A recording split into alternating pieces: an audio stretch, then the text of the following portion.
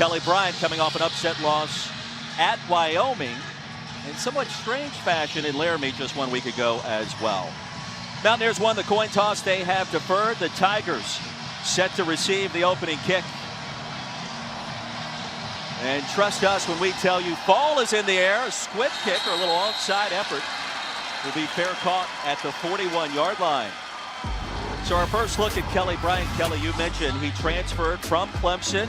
The Fighting Red Hurricanes back in South Carolina is where he got his high school career underway. Starting quarterback in Tiger Town for the first 4 games a year ago before giving way to Trevor Lawrence. We mentioned the game against Wyoming. Effective through the air, but a couple of costly turnovers. Really, that was the story in a 6-point setback in Laramie 1 week ago. Yeah, huge pass numbers, and Missouri actually put the ball in the air 48 times. Derek Dooley does not want to make a habit of that. Remember, Kelly Bryant was one of the best dual-threat quarterbacks in the land when he came out of high school. Okue Bunam in motion. First snap, Roundtree left side. Spins his way to the 49-yard line in a quality pickup on first down, and Kelly Mizzou did not run the ball effectively last week. No, and I think the onus was on that offensive line. It's an SEC physical offensive line that simply did not get downhill enough last week in Laramie. Second down and 3. Bryant will roll the pocket out. Pass will be caught. Juggled close to the out-of-bounds line. That's J.J. Johnson. That'll move the sticks, and just like that, Mizzou in plus territory. Yeah, and Mizzou has a little bit of rhythm to start this game, and that was how they started in Laramie. First 2 drives right down the field. We'll see if they can do that again here in this one. On first down, play action for Kelly Bryant. And ushered out of bounds near the 45. He'll pick up a yard. Quandarius Qualls in the area. And that's where Kelly Bryant has to be good. Decision making, situationally. Roll right, it was covered outside. Just simply get what you can and get out of bounds. Don't put the ball in harm's way. That's the #1 responsibility of the quarterback always. Missouri, a program picked in the upper echelon of the Southeastern Conference this year. As the give along the left side. Flag on the field at the 48. Josh Norwood the stop after the Roundtree carry. Veteran officiating crew led by Brad Van Vark this afternoon. Morning time here in the Central Time Zone. Personal foul, chop block, offense number 75 and number 50. 15-yard penalty, replay second down. Wallace Sims, the right guard, and White, the right tackle. And the reason that there are 2 numbers is because the officials literally give the penalty to 2 different players. One goes high, one goes low. They're engaged at the same time on a defender, and obviously that's dangerous. Therefore, it's illegal in this game. Second down and 25 from the 39-yard line, so a costly penalty for Mizzou on their opening possession. The swing pass, there goes Beatty, and Tyler Beatty with a short gain, give him 3. It'll bring up third down and long. You know, the first situation, Roy, early in this game where Kelly Bryant and this offense is, they're behind the sticks. And so what you want to do as a quarterback is you have to keep revisiting this question. What does my team need? My team doesn't necessarily need a first down right here. What they need is the ball not put in harm's way. Get what you can get, and at least see if we can flip the field in terms of field position. Tigers need 23 here. Clean pocket for Kelly Bryant. He'll buy some time. Looking for some real estate. Nobody home. He's going to be tackled back at the 36-yard line. Darius Stills with the pressure. And Jeffrey Pooler making sure that Bryant was held in check.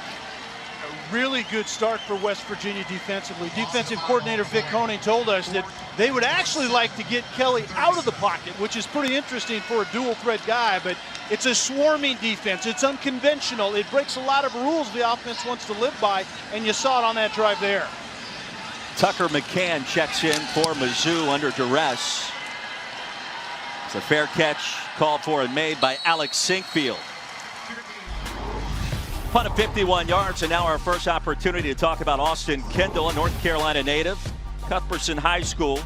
You mentioned it, Kelly. backed up Baker Mayfield and Kyler Murray, a couple of Heisman Trophy winners in Norman, before transferring to WVU in January. And he had some other opportunities to go elsewhere. Looked at Auburn, NC State. He chose Morgantown. Now he's got a chance to shine for the first time. Yeah, he could have stayed in Norman and maybe backed up the third Heisman Trophy winner the way that Jalen Hurts started the season last week. But he's in a new place. He's in charge of a new offense from the beginning. And I think he really enjoys what he's doing currently. Kendall out of the shotgun, floats one deep. Dangerous toss, and it's nearly picked off. Double coverage near the 40. It'll be 2nd and 10 for WVU. And that's where we see the first of an important matchup. Missouri is long and physical outside. Press coverage outside. There was supposed to be a fade route that did not get by that press coverage. And therefore the throw came a little bit late. The quarterback, Kendall, held it, and it gave safety time to get over the top and potentially could add interception. It was Bledsoe in the area against Sean Ryan. Quick toss here on the tunnel screen. And the far side, Sam James bolts his way towards the 20. Shoved out by Gillespie. And that's a tag play. And what I mean by that is you have a lot of times a zone run inside and a tag outside with this screen if Austin Kendall likes it. And he liked it on that play. Essentially, it should be completed 100% of the time. It's essentially an extension of the run game. Mountaineers need 3 to keep this drive going.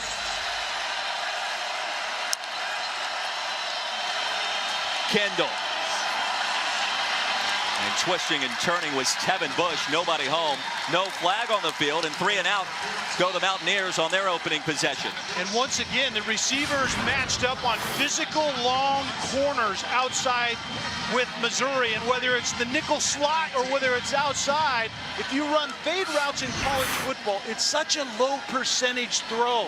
Pat Narduzzi told me one time that he's made a living on making quarterbacks and receivers in college complete that pass.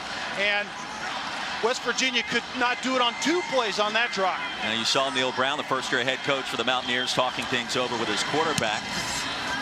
Brown will call the plays as Josh Groudon sends it to the 39 after a punt of 41. Our first time out as we step aside here at Mizzou.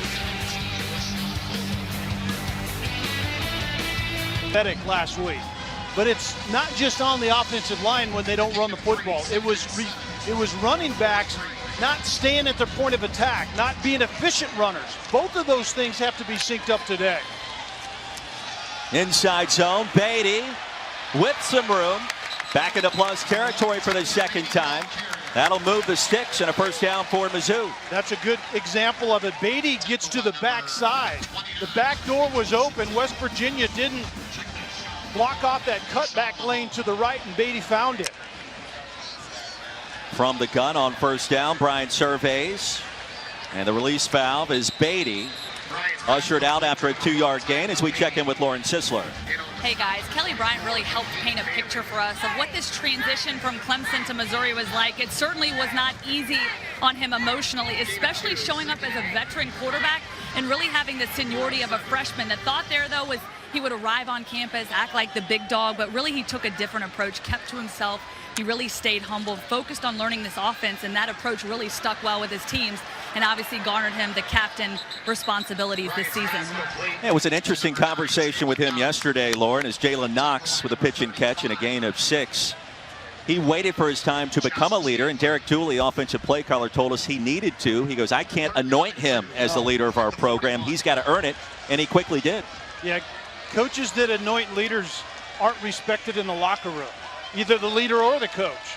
And so you're absolutely right. Kelly Bryant did the right thing, kept his head down and worked and earned that respect of his locker room, and he has that now.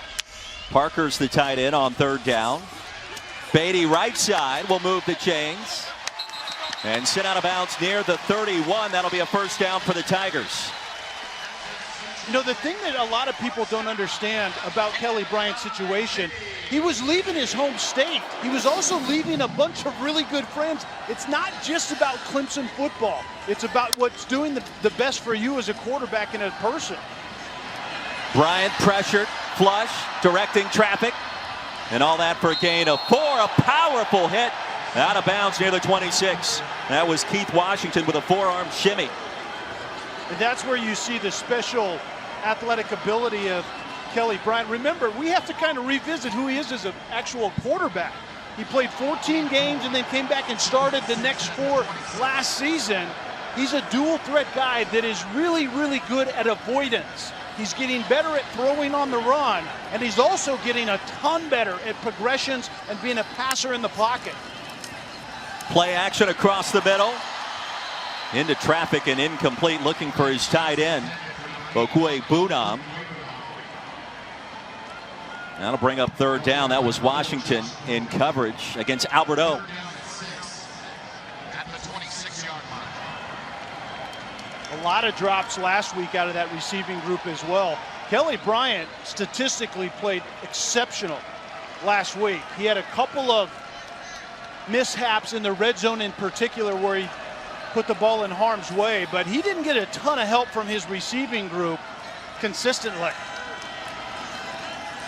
Tigers are in field goal range on 3rd and 6. Bryant flings it deep towards the end zone. Nance in the area, but incomplete.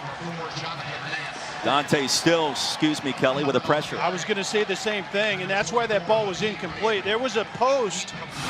Jonathan Nance going to the post, and the quarterback was under pressure. Dante Stills, one of the Stills brothers, got pressure on the quarterback and forced the errant pass at the other end, and that's all about who West Virginia is defensively. Vic Koenig does some unorthodox, sometimes questionable in terms of soundness things, but he typically gets pressure on the football. Long effort for Tucker McCann from the left hash, the senior. Plenty of distance on the way and good. So the SEC strikes first in this big. It was a goal of his in his first season after arriving from Troy to make sure his team remains connected to the great state of West Virginia. And now an early test on the road here at Mizzou. Yeah, and Neil Brown is the play caller, and a similar tie to the air raid system that Austin Kendall, as an example, was in at Oklahoma, but a different approach. Neil Brown is a buttoned-up dude. We met him, talked to him yesterday. A lot of the boxes are checked, and it's a fundamental approach to offense and a little less freedom than what Austin Kendall was used to at Oklahoma. But I love the connecting with the West Virginia people. And basically Neil Brown said to his players, who do we represent? Get to know them. And it's all about blue collar hard work. And that was a moving piece that we just saw. McCoy, the running back, on 1st down. Over right tackle, he'll gain 2. And think about the hand that he's been dealt, losing Will Greer, David Sills, all that impressive offensive talent from last year. You're trying to rebuild things after Dana Holgorsen bolted for Houston. Not easy to do. Quick slant, and the Mountaineers should have their first down of the afternoon, the morning here in Columbia. Second grab for Sam James.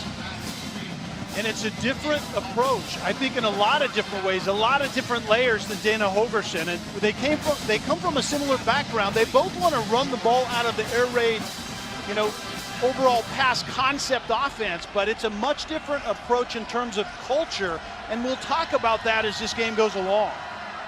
That's a gain of 13 from the 44. Mountaineers will utilize tempo as you would expect. And nothing doing for McCoy on 1st down, brought down by Jordan Elliott, who's got to play well for Mizzou today. Yeah, Jordan Elliott is a difference maker at defensive tackle for Mizzou, and he needs to be that guy. Mizzou has lacked disruption from that defensive line of scrimmage. Swing pass. Little shake and bake for McCoy. On 2nd down and 9. He'll gain 2, brought down by DeMarcus Azee. These money downs in football, whether it's red zone downs altogether or whether it's 3rd downs like here, it's most likely at 3rd and 6 a pass down. And so what kind of execution does Austin Kendall, even though he's been there a while now, is still getting used to receivers? How do his receivers get off of physical press coverage that they're seeing right now out of Missouri?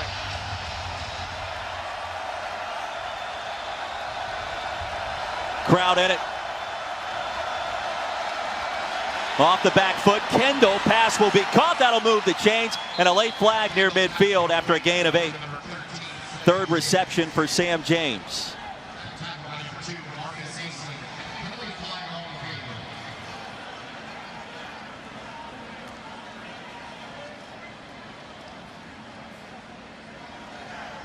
Pass interference, defense number 2. That penalty will be declined. The result of the play is a first down. So Roy, Missouri will blitz you out of what they call a radar defense on third down. If they can funnel you to a third pass down, they're going to dial it up, and that's exactly what Austin Kendall's going to have to face. There are throws to be had, but you're going to take one on the chin and delivering it like you did on that play, and extends this drive. Bolton shot out of a cannon. More window dressing for the Mountaineers offense on the jet sweep. There's James. Nifty move as he tiptoes out of bounds into plus territory. Giovanni Haskins was the big Mountaineer tight end out on the edge at 6'4", 245, and did a two-handed takedown on that corner outside and right on Missouri's sideline, and they wanted a hold, but that was the point of attack, and that's the window dressing up that run game that Neil Brown told us about. He expects them to run it better because of that today. Martell Pettaway checking in. He's joined by McCoy in the backfield. Second possession of the morning for West Virginia. Kendall with plenty of time and flings that one out of bounds, incomplete. A late flag on the field. James was over there. Christian Holmes in coverage, and let's check the penalty. 21. Christian Holmes on the coverage for Missouri. Incomplete. Penalty flag on the play. This might be the second pass interference call on this drive. Prior to the pass, holding, defense number 21. 10-yard penalty from the previous spot, automatic first down. Christian Holmes is the corner that gets called for holding. SEC big physical corners. They're all 6'1" plus. They're physical guys. And the difference between a holding by a corner and pass interference, the ball simply wasn't in the air, but it's basically the same thing. Neil Brown was planting that seed with us last night. He said the SEC lets their corners play. I guarantee he's been in the referee's ear early in this one. Empty backfield. Kendall. Pass is going to be picked off. Nick Bolton, and there he goes. Into West Virginia territory, and the first turnover of the morning goes in favor of Mizzou after a return of 35. Penalty flag back at the 43. We'll check the infraction. Kelly Bolton didn't really play that great last week in Laramie. He's already had one quarterback pressure and now an interception today. And he's one of those new bodies playing beside Cale Garrett.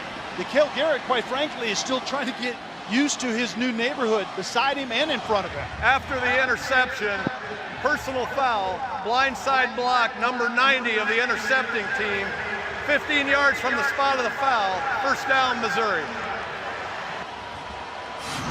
Inside, the quarterback has to put the ball on the body frame, and this is obviously high right, and Bolton ends up picking it off. And then the penalty, it's a new emphasis this year, and if there's a player that's attacking with forcible contact, a player that can't see it and or therefore defend themselves, it's going to be a penalty, and that can also come with targeting. This one didn't, but that penalty can also be that. I love it because it's a violent play in a violent game already, and you have to protect those guys that can't see to protect themselves.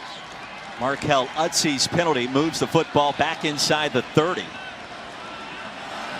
And that result, a 32-yard infraction against the Tigers. On first down, near side, a quality pickup. Larry Roundtree off to the races.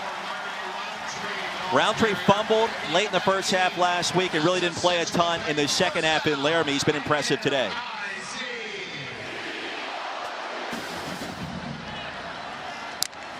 Here comes the tempo after a gain of 19. There's a crease. Tyler Beatty. Another Mizzou first down, a gain of 11. And the tempo will remain as long as there are creases that you just referred to. The run game is looking better because of the tempo early in this one. And within about 10 seconds, Bryant claps for the snap, floats one deep and out of bounds. Looking for Nance. There's a penalty flag. In coverage, Nick Troy Fortune. I don't know if that was catchable, but clearly he was held up.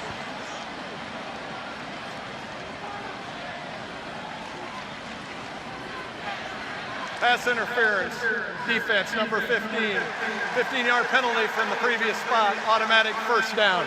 Correction, the foul was on number 11 of the defense.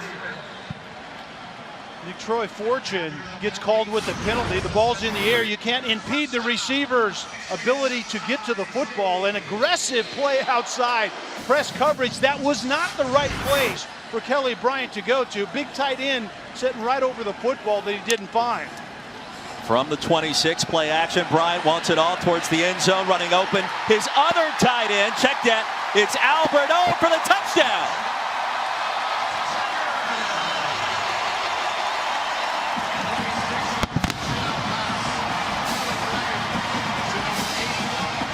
Albert O, it's 6'5", almost 260 pounds. Great ball skills, and we'll see if replay allows this one to stand. But nifty footwork. It's clear possession, get it body part down, and be able to make a move, come into the game, and all of those things I think Albert O did on that play. Mel Kiper calls him the #1 draftable commodity at the tight end position entering next summer. This is one of the reasons why. And one of the best friends of a quarterback getting to learn his new digs is find the big tight end, whether it's over the football or on a will fade route. What incredible scenery coming out of there.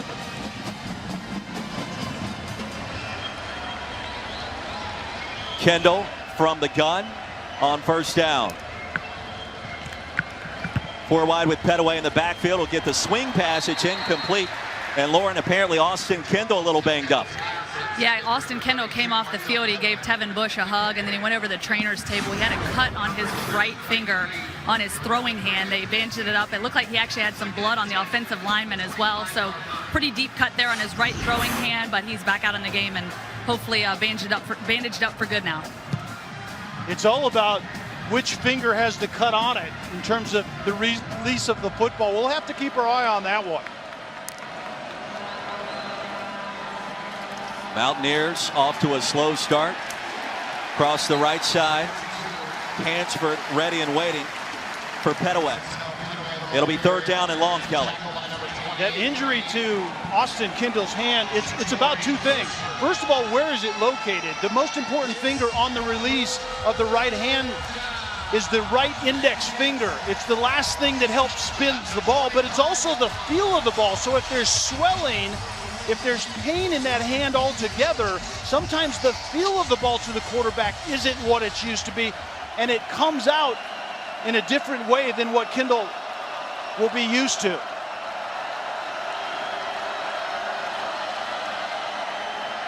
Kendall across the middle, pass is caught, good enough for a first down. Sam James once again bolts his way in front of the 40.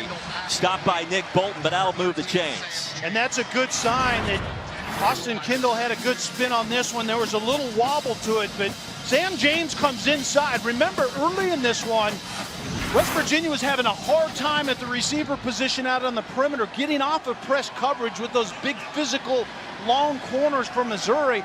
Now they're jumping up inside on routes that we saw James on right there. From the 41, Kendall with plenty of time, and now some real estate. Ushered out after a short game. DeMarcus Acey in the area. How about Sam James? 4 catches already, and Neil Brown told us yesterday, Sam had some first game jitters last week in that win against James Madison. Not so here today. There were about 5 of those receivers that had first game jitters a week ago, no doubt about it. I think there were 6 drop balls by the wide receiving core, and James was one of those. Outside speed, he has some strength, and he's going to need that today. We talked about the physicality outside by Missouri's corners in Ware and Ace.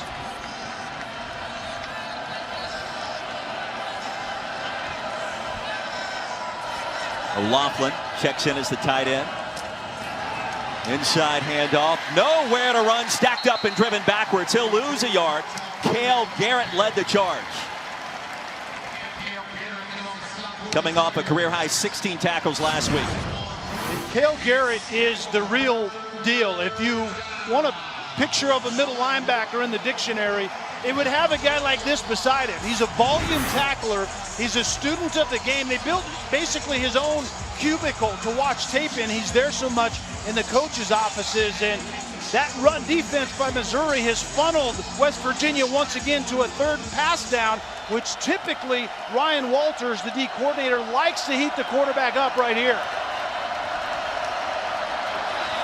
On third down, Kendall across the middle. Pass is going to be picked off. Intercepted. Ronell Perkins. The fifth-year senior from St. Louis. The second turnover of the morning. Perkins ended up with a football, but it was Cale Garrett from his middle linebacker position that absolutely got red-faced to get out underneath that route, got his right hand on it, and knocked that ball up in the air. Middle linebacker just simply read and recognize, and that's who Cale Garrett is from that middle position. That blur that came flying in there was actually his left hand. He almost overran the football. And Kendall tried to go back inside underneath the middle linebacker Garrett, but Garrett made a very athletic play on the football. Here comes Kelly Bryant already with a 10-0 lead. Roundtree, a right tackle run, escapes out of bounds. He's going to gain 5 yards on first down. Qualls with a stop. And once again, back to the pace. That tempo has worked fairly well for Missouri, even though they haven't been able to finish drives like they wanted to. They'll set up the screen, batted down. Heavy pressure that time. Devontae Stewart bolting through and got a fingertip on it. Yeah, there were two defenders. Actually, it was Chandler and Stewart. The bad news is one of those guys should have been covering the running back out in the flat. If Kelly Bryant could have gotten that ball around those two defenders, there was a lot of running room to the uncovered running back out in the left flat. So a big play early for the WVU defense. Four-man pressure. Bryant, Beatty, first down Mizzou into WVU territory, and the drive continues. It's a gain of 11 yards. The stop by Dylan Tonkery on his birthday, no less. Wallace Sims, the right tackle, was downfield blocking, and the reason he could do that is because the pass theoretically was completed behind the line of scrimmage. Bryant twisting and turning. You mentioned dual threat ability at the onset of our show today, and that's the first time we've really seen it. Again, what's interesting is he's a good runner with the football, but he hasn't been a great passer on the run. And he wants to improve in that, and Kelly Bryant took a shot to the head at the end of that play, and he got up, not looking like himself. That's another thing we'll have to keep an eye on with those quarterbacks taking shots today. Beatty right side. That'll bring up third down. Barry Odom trying to rally the troops today. It was interesting what he told us this week. A loss at Wyoming is a game that's not going to define us, but our response certainly will this season. I think he's got to be very pleased with the response he's seen so far today. Well, and specifically the response in more urgency in the run game out of the offense and better run defense out of those guys on the defensive side of the ball as well. They didn't do either one of those things very well last week. First quarter comes to a close here in Columbia. And the Tigers defensively standing tall in the early going. A couple of interceptions led first ESPN. A beautiful Saturday in Columbia, Missouri. And the Tigers starting a 5-game homestand. Off and running behind the passing and rushing of Kelly Bryant. Touchdown by Albert O. The defense has showed up in a big way so far today as well, Kelly. Yeah, run defense in particular. They look a lot more confident, aggressive, less tentative in that run defense. And Roundtree lassoed down at the 35. So on third down, he'll come up just short, pending the spot. And I think you'll see more of the same right here. Remember, dual threat quarterback deep in the red zone or in short yardage are vital. Out of the gun. Roundtree again. A-gap run. First down, Mizzou. That's the Central Bank first down. So much stress by a dual threat guy out on the edge. If Kelly Bryant wants to keep the football, there were some effective quarterback zone reads against Wyoming. Wyoming made an adjustment by dropping a safety down, presented more opportunities downfield in the pass game for Missouri last week. Bryant, clean pocket, dumps it off, wide open. Dominic Jacinto, first catch of the season. He missed last week with a lower body injury. He'll pick up 7.5 yards on first down. And a fantastic sign for Derek Dooley, the offensive coordinator at Missouri. Checking down to your running back. Roundtree. And a flag on the field.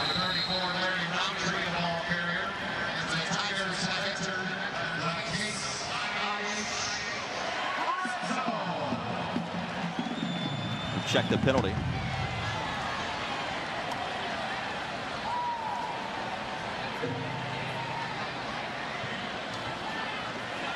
Mountaineers with too many men on the field, it sounds like.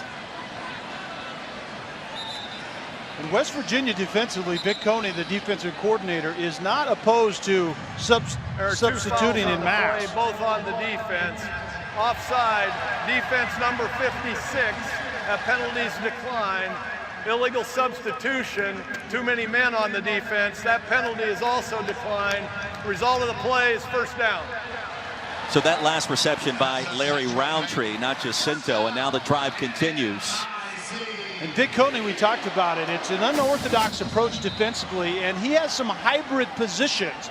He has the bandit, he has the cat, he has the spear safety, and those players are interchangeable. You can go lighter and more pass coverage oriented, or you can go heavier and run defend, and sometimes he gets caught and substituted. Roundtree again. He's been a mainstay of this Mizzou offense. Brought down short of the 10 by Giovanni Stewart after a gain of 7. And it's a really good 1-2 punch in the run game when Missouri is cranking it. Larry Roundtree is well built, he's powerful, he's a workhorse type guy, and then Beatty is more of the slasher, a really good receiver. Pistol set, Roundtree again. Probing towards the end zone for the touchdown.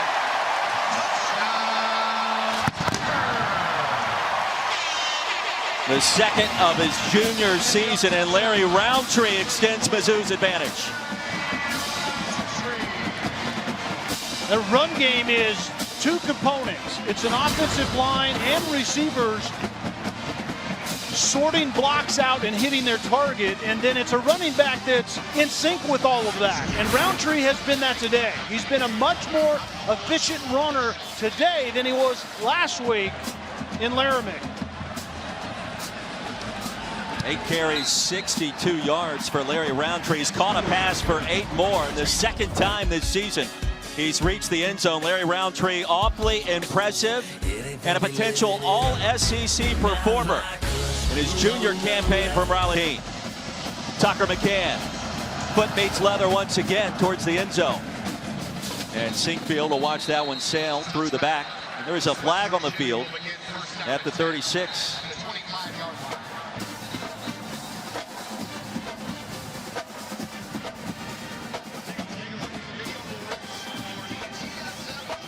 I think this is simply going to be offsides on offside.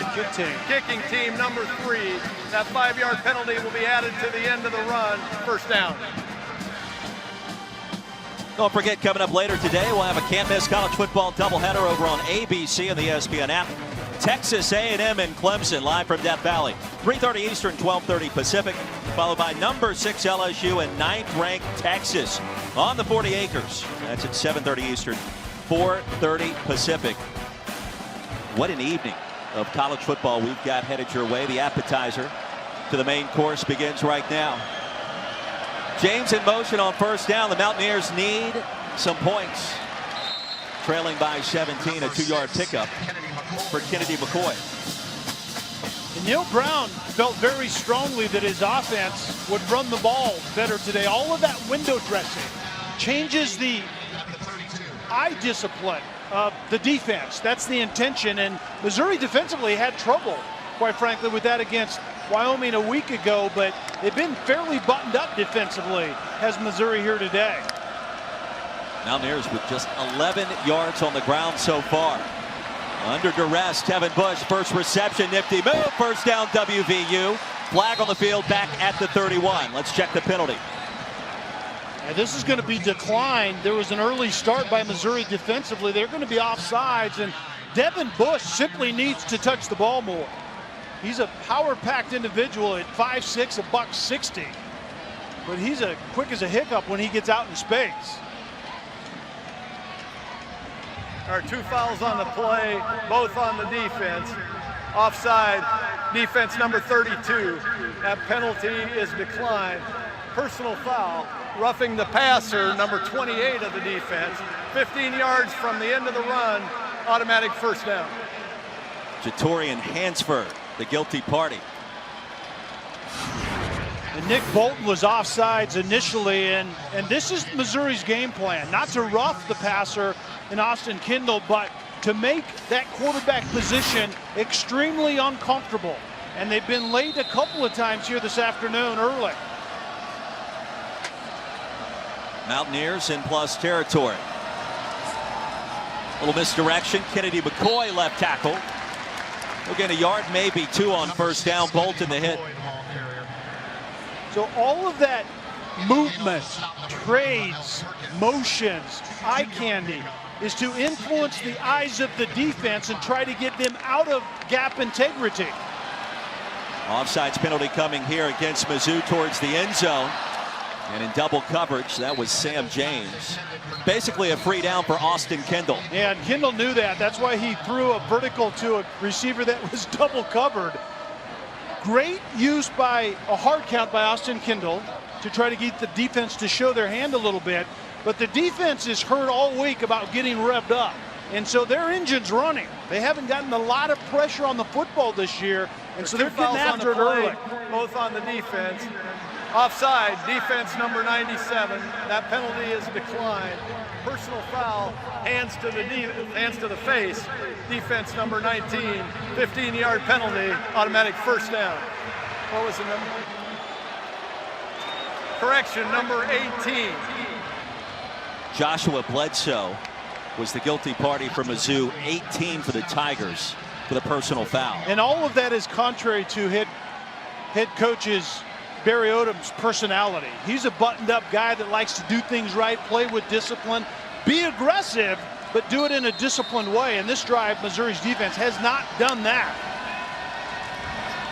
Mountaineers back to work. McCoy, a hard collision at the 20. Cale Garrett got there first. It's not just about driving the football, right? In this game, it's about finishing drives. You need to finish in the end zone right here. You're down 17-0 on the road against an SEC team, and their defense has bailed you out on this drive. Multiple penalties on 2 occasions, and so now you're in the red zone. Austin Kendall and company have to finish this one out. Against the 4-man front, into the turf, looking for James on the screen. It'll be 3rd and 10. That variety of tunnel screen. That tunnel screen goes back to the air raid in Kentucky. They're given credit with inventing that. The receiver comes inside and literally almost catches a wave of offensive linemen up inside the hashes, but Missouri snipped it out on that play. Crowd on its feet on 3rd down.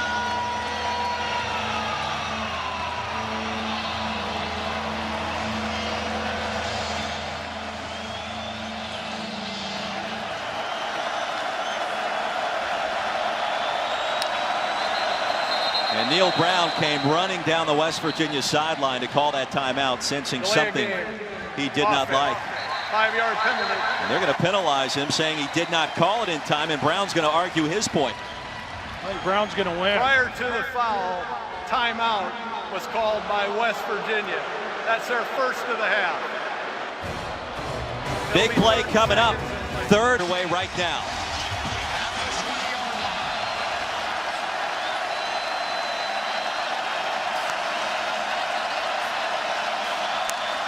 Mountaineers need 10. Pocket collapsing and down goes Kendall.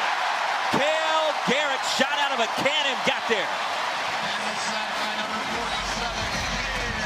There were two defenders in the A-gap, Cale Garrett being one of them. Are both of them coming, or neither one of them coming? In this case, it was one of them, and it was Garrett, and he came essentially unblocked.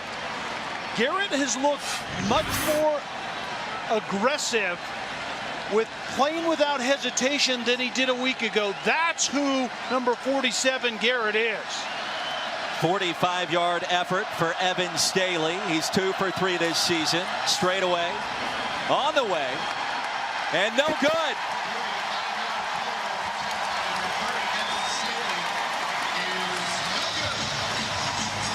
The shutout continues for Mizzou as Staley pushed that one just wide.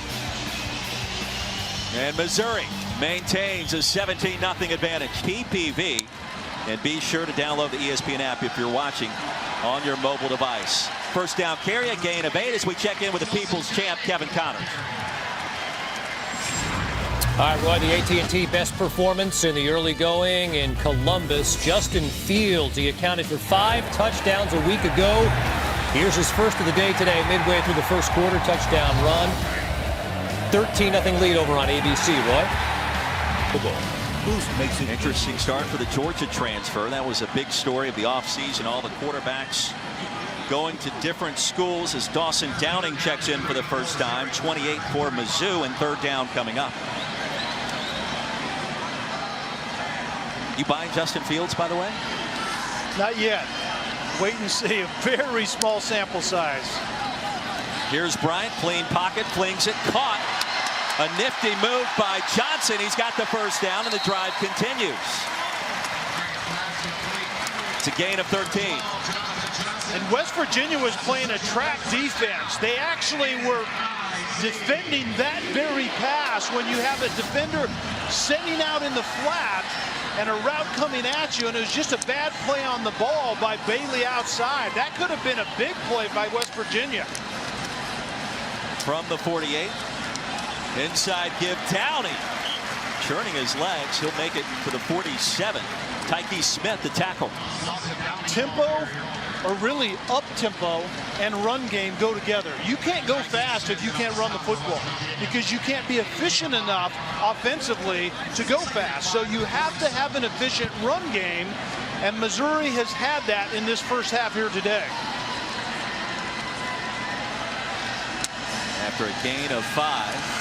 Here's second down. Pocket collapses. Bryant straight ahead.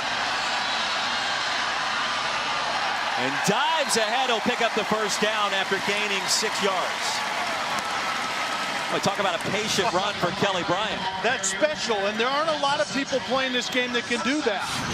The defensive design worked, and yet it failed because of the skill set that Kelly Bryant has. He made 2 guys miss, and then is physical at the end and moves the chains. That's special stuff. Operating from plus territory. Downing. What a spark plug he's been off the bench. That's a gain of 9. Lauren Sisler.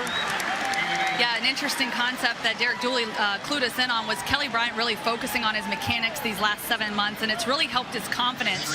It's really a two-way street, though, between these two guys. Dooley learning what makes Bryant comfortable. He's got multiple lists for him, the plays that he doesn't like, the plays that he does like, and the plays that he needs to like so that he can build a bigger package for this football team.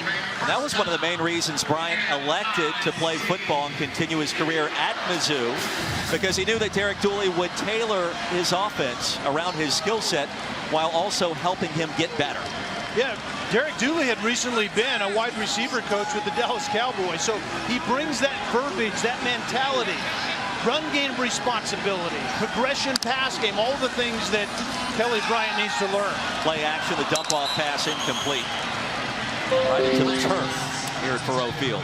And it's things just like that. That's a sudden pass that Bryant was surprised by. You're going to see that if he wants to play at the next level. It wasn't anticipated very well. So it's those type of things, and ultimately you have to go through your progression, you have to get to the right place, but your eyes have to be the final decision maker. If your eyes don't see it well in the end, you have to throw the ball somewhere else. Don't get bored with doing the very basic things in this game at that position. Empty backfield. You wonder if they'll go draw here, and they will. Bryant probing. Crossing the 20, a late flag on the field. He'll gain 9, almost 10.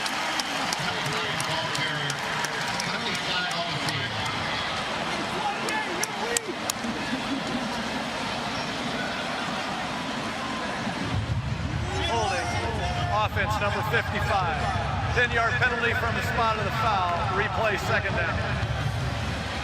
Tristan Colon Castillo, the guilty party. Yeah, the center is the one that gets called for this, right in the middle of everything, but you called it. It's an expanded formation. They go empty set, and it's quintessential quarterback draw formation, and it's the efficient, effective running by Kelly Bryant. He's really good in the run game design quarterback portion of this offense. Throwing on the run, he's still getting better with that. Well, Kelly, halfway through our second quarter, West Virginia in desperate need of a stop right here and right now. Second and long for Kelly Bryant. Pressure. Escapes. Down the field. Caught. Close to another Mizzou first down. Daniel Parker, his second grab of the season. That'll move the chains after a gain of 18. And these are all things that are just defensive coordinators' worst nightmare. Your defense wins, and Dante Stills gets clean, and then you find a big tight end, Albert O, down the field. So it's the avoidance, it's the extension of the play, and it's the keeping your eyes downfield to take advantage of that. All really good stuff by Kelly Bryant. Timeout on the field. A West Virginia player injured near Clemson, the most dominant team in college football the last 4 years. A little BYOG on your Saturday Kelly Stopper. Why not? Yeah, Dabo will drop some one-liners with the best of them. You know, it wasn't all that long ago when Clemsoning was a thing, right? And now look what we're doing. We're bringing your own guts and winning multiple championships. Taj Alston, the injured Mountaineer, reserve defensive end, being helped off on a golf cart. And clearly frustrated. Redshirt sophomore for North Carolina. And Dante Stills came relatively clean, and Kelly Bryant avoided him, and Taj Alston was that next player and just got caught up in it. Unfortunate, to say the least.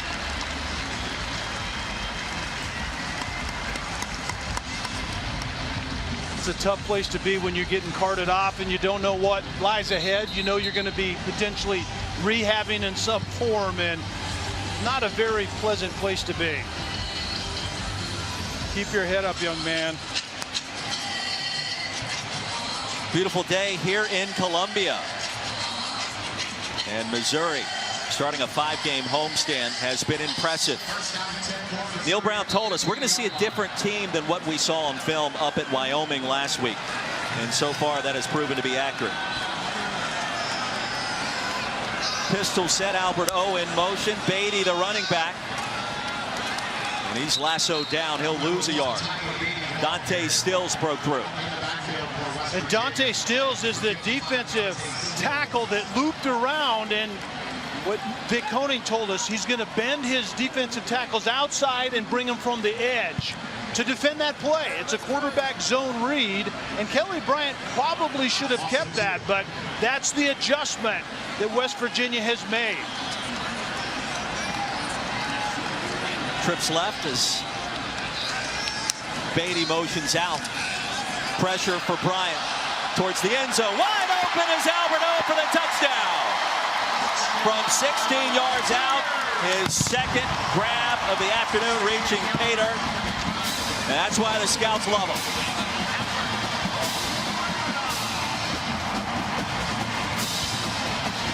Well, Albert O is a big body tight end. He has great ball skills. He's an inline blocker if you want him to be. But he can run routes on safeties also. I mean, that is a fantastic weapon to have. And Certainly. Mel Kiper Jr. loves the guy. The NFL is going to love him as well. Had a shoulder injury late last year, suffered at what a weekend it will be. And of course, the absolute latest on Antonio Brown as well, who has now been released by the Raiders. Back to the studio we go, and Kevin Connors. Hi, Roy. Syracuse shut out Liberty a week ago, but man, Maryland is having their way with the Orange. Anthony McFarland Jr., 20 yards, second touchdown of the day, put Maryland in front 28-7, 28-13 game now, and the Terps getting busy again. Touchdown strike. Maryland's dropped 11 straight home games to AP-ranked teams, but they're up 35-13 right now over on ESPN. And meantime, looky here. Army and Michigan locked up in a good one. 7-7 game, late second quarter, guys. And the Black Knights almost did it last year in Norman, taking OU to overtime. And boy, what a great job Jeff Monken has done with Army. Back in Columbia, Missouri leading West Virginia by 24. 5-yard penalty. And the Mountaineers offensively out of rhythm, out of sync. Delay of game here will cost them 5 more. Delay of game after a commercial break. Those are the worst kinds. Those are the egregious kinds that Neil Brown is certainly not liking out of his team. James in motion. He'll roll the pocket out. And a nice pickup on first down as Sam James grabs his 5th reception. What did you think of Neil Brown yesterday? It's the first time I think you've met him, right? He was buttoned up. I mean, he's really young. I mean, this is a guy that hasn't even reached 40 years of age. But he knows what he's doing. And you knew that after he won 10 games or more 3 consecutive years down at Troy. So he's been dealt an interesting hand, I think, on offense. And clearly in this first half, they're trying to feel their way through the early part of this season. Play action, Kendall avoids the rush, loops this one deep, into traffic and incomplete. Double coverage, Bledsoe got a fingertip on it. And Austin Kendall just has to understand he has a vertical going up the hash, but if you get moved in the pocket and the timing is off, now if you throw it vertically inside like that, the safety's going to have time to get to it. And that's exactly what happened. The pressure disrupts the timing, and as a quarterback, what you have to then say to yourself, I have to go elsewhere, even though that was the design. During that replay, an offsides penalty was called, so West Virginia will get 5 yards. And a chance to do it all over again. Mountaineers need some points on this possession to have a chance to get back in it.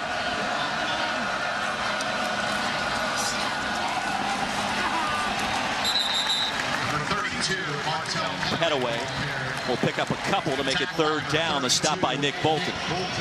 That offensive line for West Virginia is just simply overmatched. They're not able to stay on their targets. You know, offensive football in terms of running the ball is about who to get and how to get them. But once you get them, you have to make some movement.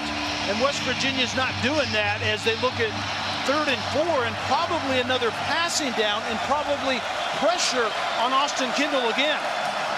Bush in motion. Trips left on 3rd down. They'll swing it the other way. Petaway needs to cross the 35, and he will. Chris Turner, the tackle, but the drive continues. So if you and I are calling plays and I anticipate pressure, what do you call? You call a screen just like this. That's anticipatory play calling by Neil Brown. That's how the game works. You know your opponent, and defensive coordinator Ryan Walters has gotten after Austin Kendall today. And so 3rd and a pass down, and you can convert with a screen, and that was well executed. Well called also by the play caller Neil Brown. Empty backfield, movement up front. Missouri was caught offsides. It'll be 1st and 5 for WVU. By the way, were you going to answer my question about if we're 3rd and a pass down and expecting pressure, offside, were you going to come up with screens? Number 20. I didn't really give you a chance to answer. But First down. The answer, of course, is yes. yeah, and here's the pressure again. Pressure leads to errant throws. An extra defender out on the edge. And quarterback Austin Kendall just doesn't feel comfortable or have time to really step up in the pocket and rip one. That time he threw off his back foot, resulting in the errant high throw that was fluttering down the field. Inside give on 1st and 5 and nothing doing. Well, West Virginia was 4th in the country in passing yards per game a year ago. Kelly, over 350 per contest.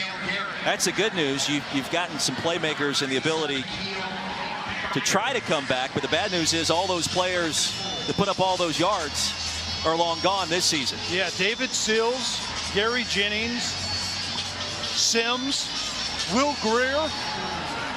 Dana Holgerson obviously is gone as well, but yeah, that production's out the door. This one floated downfield into traffic looking for TJ Simmons. An outstanding coverage by Tyree Gillespie. But I mean, this is what we're talking about. Yeah, let's make this work. I mean, it was an explosive offense, obviously, with the names we just gave you and Dana Holgerson calling those plays. But all of that's gone. And so it's a similar system, a different mentality, a different play caller in Neil Brown, but that's a lot of production to have to replace. 3rd and 4. He'll look towards Bush on the pitch with real estate and a 1st down for WVU.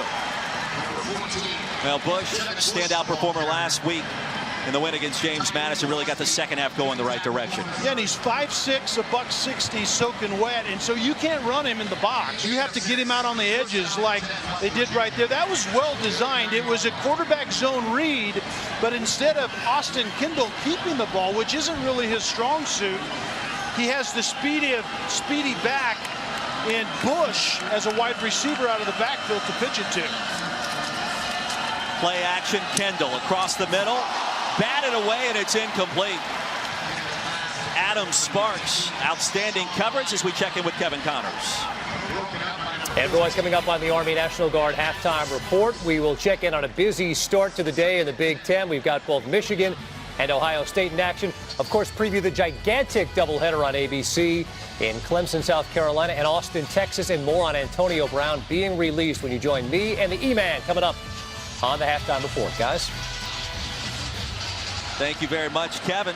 Back here in Columbia, 2nd down and 10 for West Virginia. 5-man front for Mizzou. Quick toss for Kendall to TJ Simmons. He'll gain 6 yards. It'll bring up 3rd down. Missouri's safety was sneaking down for that very reason. West Virginia likes to run option route with those slot receivers. Using tempo.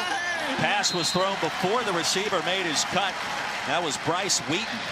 This might be a go-for-it time, right? 4th down and 5, and there was pressure once again, so Austin Kendall had to get rid of the football, and his receiver running a simple out route just didn't have time to get to him. Austin Kendall would have preferred that he waited just a skosh longer to get that ball out. Offense stays on the field.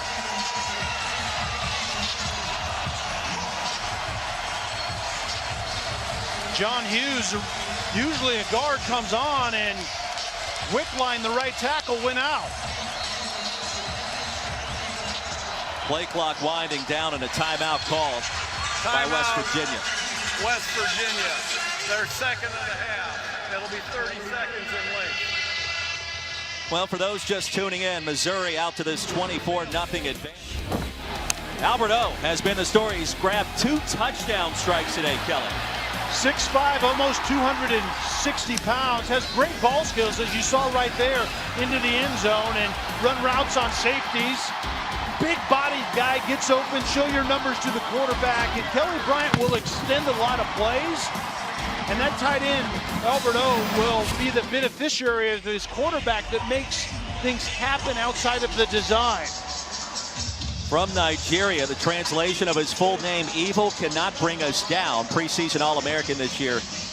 I think really the only question with Albert O is his consistency. And if he can clean up some things every single play, the next level, he's got all kinds of potential. Yeah, and the next level will love him because you can also flex him out and have him run routes on nickel linebackers or nickel safeties that come up into the slot. But you're right.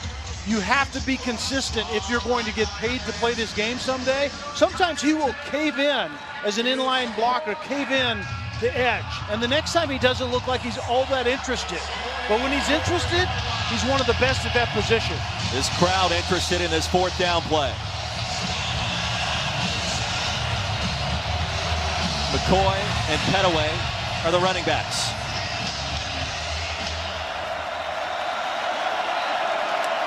Tigers showing pressure. Here it comes. Kendall with time. Pocket collapses. Down he goes. And the Mountaineers turn it over on downs. Pick your poison. It was a wave of white and black after a loss of 9. And you said it. Oliver was the safety that was sneaking up to the right side of the quarterback. And then it's just not a lot of sorting it out. And even though Albert O is a big tight end, he loves the way his defense is playing, because guess what happens? I get more touches if those guys are playing well. That's exactly what that tight end is saying. Neil Brown searching for answers after the sack by Kobe Whiteside. Austin Kendall wondering what's happening as well. His second start not going all that great.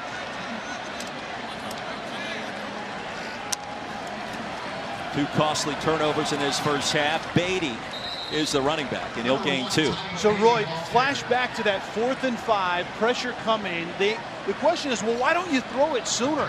The problem is press coverage by physical corners aren't allowing West Virginia's receivers to get loose earlier than that. Quick toss for Bryant. A lot of traffic on that side. Johnson reels it in.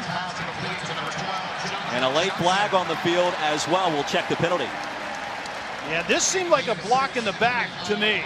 And we'll see if that stands up. But it was a screen outside, and there was a receiver, I didn't get his number, that is in charge of starting that screen off well and has to block. And it seemed to me hit West Virginia defender right in the back. Here's Brad Van Bart. There is no foul for an illegal low block. Well, the play stands. Missouri back to work. 1:39 remaining in a fast-moving first half. Well, Neil Brown certainly didn't agree with the call, and I don't know about the low portion of it. I thought it was in the back. But Neil Brown, it happened right in front of the West Virginia bench. Clear outside, and that's the player that has to block in order to start this play. Is that not a block in the back? Am I missing something? To be. It wasn't a low block. And we're still getting a conversation between the officials. Get Rogers Redding on the horn. Maybe we're missing something. Please reset the game clock to 1 minute 39 Again, outside, seconds. quick screen. It's a bubble screen. That receiver is trusting his colleague to get that block, but I still don't believe you can block a defender in the back. Bailey ate the turf that time, and I agree with you. That should have been a penalty against Mizzou. 3rd and short for Kelly Bryant. Only needed a yard, and this one's going to be close. That second effort may have gotten him there.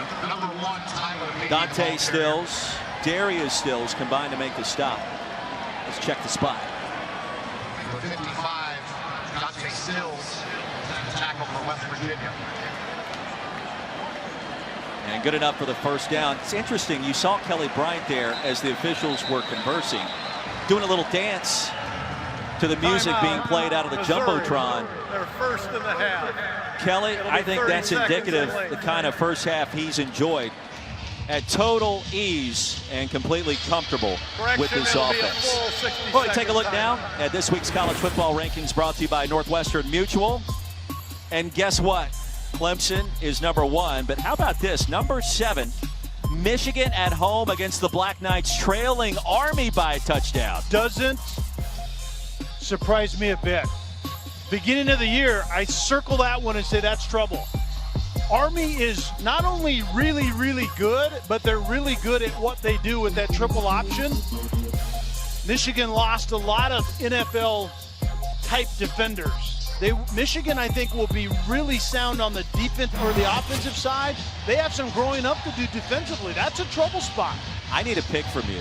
I need a pick from you on the 3:30 game over on ABC. Does it have to do with what we just saw here, or is it going somewhere else? Clemson, Texas A&M. Yeah, I need to keep up with you. You mentioned the long corners in the SEC. Yeah.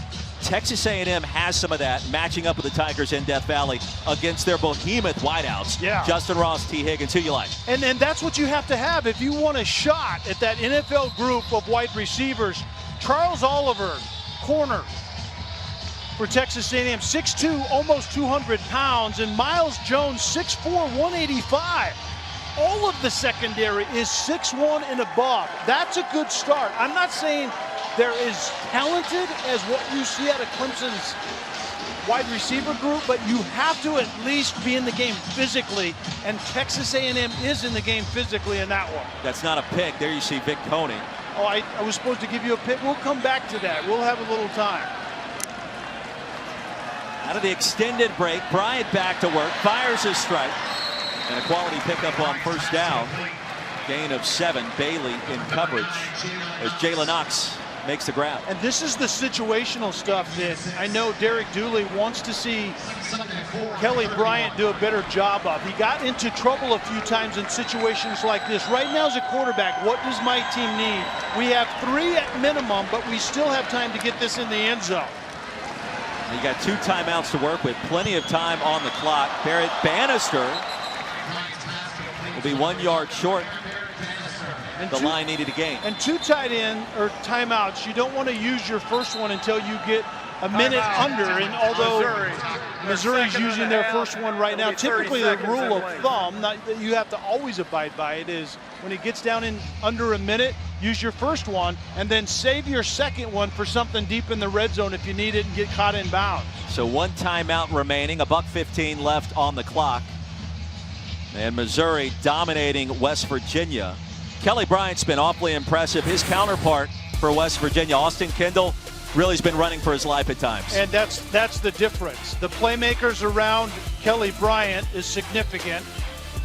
And the pressure that Austin Kendall has been under has been significant as well. So Kelly Bryant leaves home, leaves Clemson, leaves his home South Carolina, and goes into that portal and gets spit out here in Columbus. Austin Kendall, on the other hand, went into the same portal, got tired of backing up Heisman Trophy winners, but I don't think he has the supporting cast that you see Kelly Bryant playing with.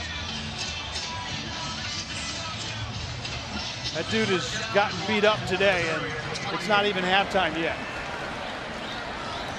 First meeting between these 2 schools since 2016, a WVU victory back in Morgantown. Handoff Beatty with some real estate into the red zone and a first down for Mizzou. It's a gain of 9 yards. Run game looks a ton better today for Missouri offensively than it did in Laramie a week ago.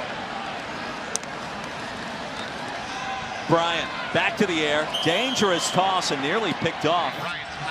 Outstanding coverage by Keith Washington. We talked about this with offensive coordinator Derek Dooley, getting the run game going. I said, my experience has been the guys that you could really challenge because they're really prideful in a good way are the offensive linemen. They had a down game last week in Laramie. Challenge this week to get it done on the line of scrimmage, both pass protection and run game. And the run game looks completely different than it did just a week ago. Bryant, all kinds of time, surveying. Will try the left side. There's a rush lane and ushered out of bounds. It'll be first and goal for Mizzou. So a 12-yard gain, 47 seconds remaining. All of this is outside of the design. Nothing was open downfield, well covered defensively by West Virginia. And then Vic Coning's headache is the fact that Kelly Bryant can just still make you look silly, like he does right there. That's got to be frustrating, right? No question about it. Johnson in motion. Bryant in command. Towards the end zone and incomplete. Batted away at the last second by Josh Norwood.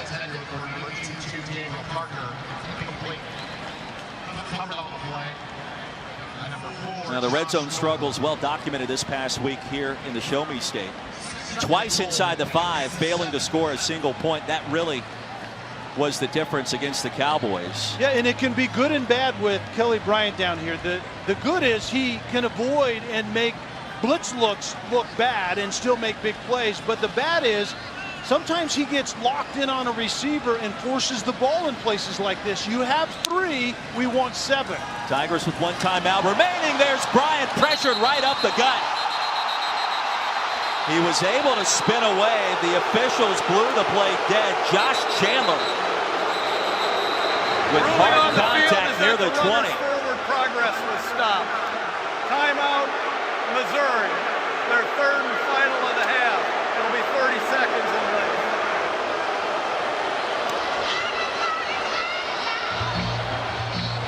Please reset the game clock to 30 Josh seconds. Chandler is the will linebacker and is going to come off the edge.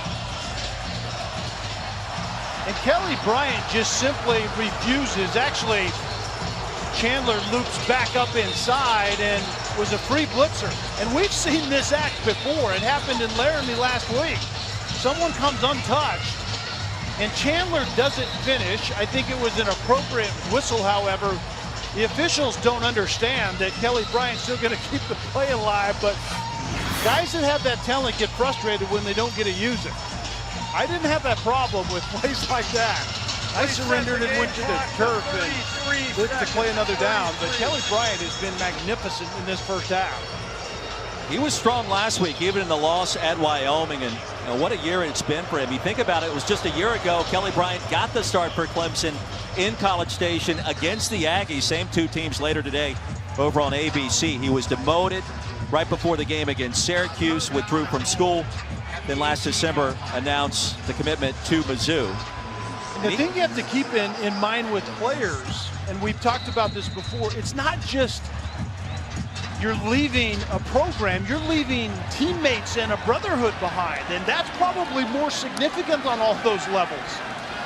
Tigers need 18 towards the end zone, looking for Nance. There's a flag. He reels it in for the touchdown. Keith Washington in coverage. Let's check the penalty. There was some contact near the goal line.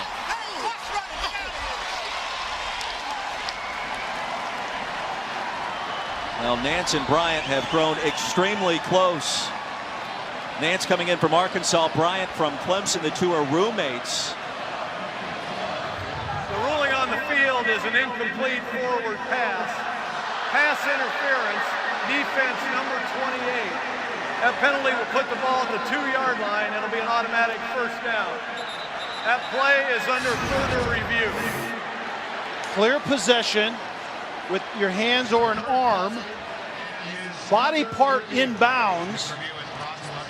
Clear possession, lands out of bounds with the right foot. I think that's, you have to get clear possession and then a body part down and then time to make a move common with the game, and the body part doesn't come down inbound. So well called on the field by the officials. First foot comes in out of bounds. The second foot comes down inbounds, but after he was already established out of bounds. So obviously the right call was made. Yeah, and Keith Washington gets called for the pass interference regardless. And so this drive is going to be extended nonetheless for Missouri offensively. After review, the ruling on the field is confirmed. Incomplete pass.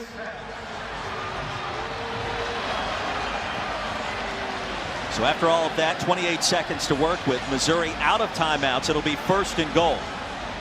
I didn't like the design of the play. They had 2 verticals, fade routes into the end zone when you've been running the ball so well, but it was extremely well thrown by Kelly Bryant, and Nance made a great catch. He just lost in terms of awareness where his foot was, and you need to tap your toe and get a body part down. The penalty on the field was a 15-yard penalty. Is that what you told your receivers with the Seahawks back in the day? Get that toe down. You got to tap it. Absolutely. I mean, I do all the heavy lifting. The quarterback takes the heat, makes a good throw. You got to finish better than that. Awareness, body awareness, although that's extremely difficult to do. I'm not saying it's easy, but they are really good athletes. That's why they're out there. And the Mountaineers call a timeout. Missouri operating West out of the quick Virginia. huddle. Their third and final and a half. It'll be 30 seconds. So both teams out of timeouts here. Missouri leading 24-0 in this SEC Big 12 tilt. What I liked out of Missouri's coaches yesterday when we talked to them, chief among them Barry Odom, the head coach, is we're not going to overreact to one game, even though it was grossly disappointing and not how we envisioned the season started. We believe we're a good team. And if you break that game down, it was this odd second quarter. And really a couple of plays in the second quarter that defined that game. There were some things that obviously needed to be cleaned up. But 3 quarters of really decent football and a second quarter that was from Never Never Land. You don't see quarters like that very often. Alberto, a couple of touchdown grabs. Kelly Bryant, extremely efficient in his second start with the Missouri Tigers. I mean, don't forget, he started 18 games at Clemson and led those Tigers to the college football playoff. He beat 6 AP-ranked teams in the process. And then Trevor Lawrence showed up. I mean, that's where the story changes. It's not about what Bryant did. It's about what Trevor Lawrence has done. They'll roll him out here. The run pass option to the end zone. Touchdown, Bannister.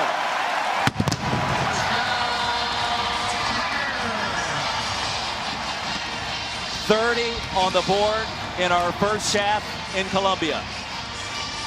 It appears that Bannister not only made the catch, but initially he was across that goal line. I think that's going to be the question that the booth needs to take a look at. Possession and breaks that plane. That's a touchdown. You can't then carry the receiver out of the end zone before he gets a put down. It doesn't apply in the end zone. Just break the plane with possession, and it's 7 points. Bannister starting his career as a walk-on here in Como. 31-0, our new score. Just 23 seconds remaining in our first half. And Kelly Bryant, boy, he's done it in so many different ways. 3 scoring strikes through the air. He's done it on the ground as well, Kelly. Well, he's extended plays, which we've seen before. His passing basically has been spot on. He knows how to find his big tight end, Albert O, which is very high-level football IQ as well. But it's the movement, it's the throwing outside the pocket, it's extending plays. This is the question that the NFL is asking. Can this young man win in the pocket, or is he just a playmaker that extends plays? In the NFL, you have to prove that you can win in the pocket. He's an approved passer, still with work to do, but impressive today. 14 of 20, $125, those 3 touchdowns. His parents traveled up to Laramie last week, Russ and Deborah, to watch him play. His mom came up to him right away and said, you know what? You're back to the old Kelly B. That's the first time we've seen it. And that was really a nice vote of confidence for Kelly Bryant to hear that from his family. A lot of that confidence eroded in his final season in Clemson, South Carolina. To what you said, the generational talent of Trevor Lawrence. Sinkfield near side, a stutter step. And West Virginia, with 15 seconds remaining, will have a chance maybe to do some damage here, and a couple of flags on the field as well for a late hit out of bounds.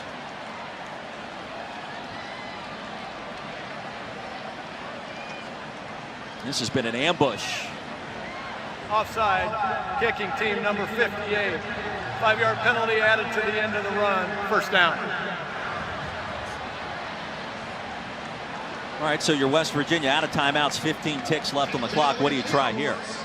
You at least want to try to throw this into the end zone. And maybe you don't do it right away. If you get a little bit closer, you can advance the football and give Austin Kendall a shot to actually throw some type of a Hail Mary, which is a play that you have to set up. 3 receivers near side. Kendall unable to get a pass off. Chris Turner brought him down at the 45, and that play a microcosm of this first half for Mizzou.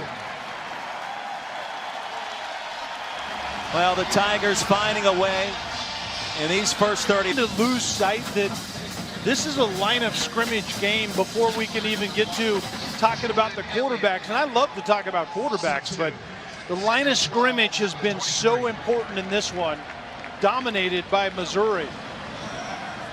Now the Mountaineers really only one scoring opportunity in the first 30 minutes. A 45-yard field goal was missed.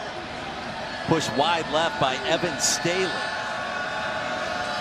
Tigers at that line of scrimmage, Kelly, dominant otherwise. Showing pressure here. Garrett backs off, and there'll be a penalty of some sort.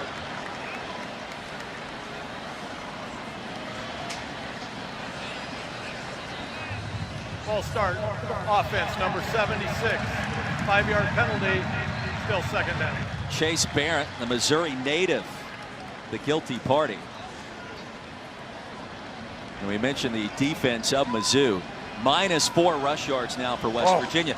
Kelly, they only had 34 last week against JMU, so obviously that's a problem. And issues up front is where all of this begins. And Neil Brown told us that. He needs to get more out of his offensive line.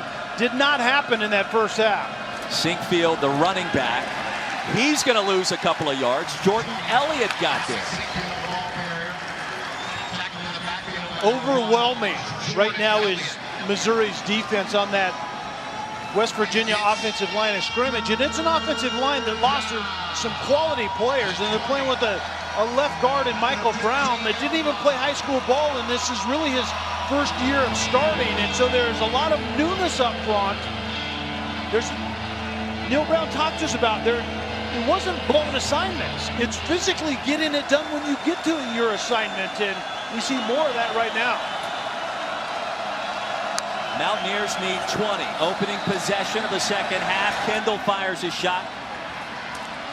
And a short gain on 3rd down and long. Sean Ryan, the transfer, makes the catch, but well short of first down yardage. And good defense once again, obviously, by Missouri. Getting pressure on the football, whether it's run or pass. 3rd and a massive line to gain, and you just play defense, a picket fence behind that line to gain, and break on the ball and tackle and force the team to punt. That's great defense to start the second half for Missouri.